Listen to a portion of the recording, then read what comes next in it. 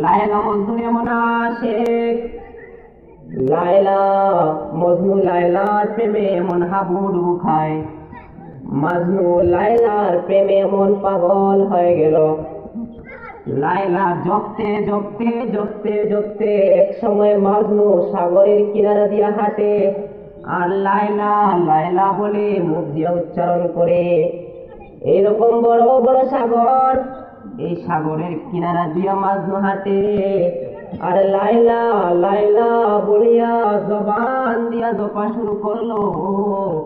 এরকম ভাবে মাজনু লায়লার নাম নিতে নিতে নিতে নিতে নিতে নিতে যখন অপর প্রান্ত হতে লায়লার কোনো সাড়া নাই, এমত অবস্থায় মাজনু তার অবস্থান পরিবর্তন করা শুরু করলো।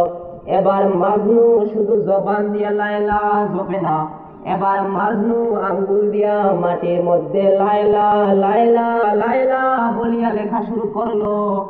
এইরকম একদিন আর 2 দিন মাটির মধ্যে লায়লা বলিয়া লেখে নাই।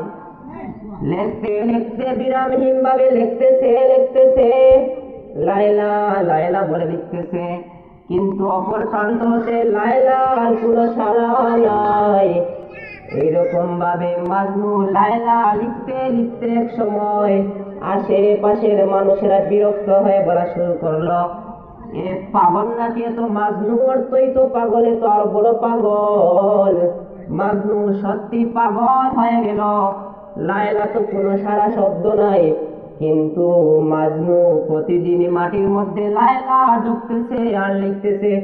এ কি মজা পাইতেছে, এর মধ্যে কি লাভ? মানুষ রং তামাশা করতেছে, মাজনুকে নিয়ে তুচ্ছ তাচ্ছিল্য করতেছে।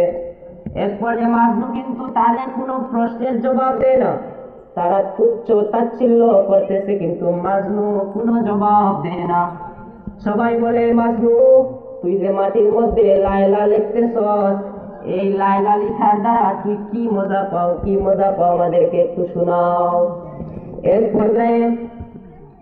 পর্যায়ে মাজনু বিরক্ত হয়ে বলল, এই দুনিয়ার মানুষ, তোমরা আমাকে পাগল বলে সম্বোধন করলা, কিন্তু তোমরা জানো না আমি মাটির মধ্যে লায়লা লায়লা লিখে এবং জবানে লায়লা লায়লা জপে যে মজা পাই, যদি তোমরা আমার স্থানে থাকতা তাহলে তোমরা লায়লা লায়লা জপার কি মজা এটা তোমরা বুঝতা।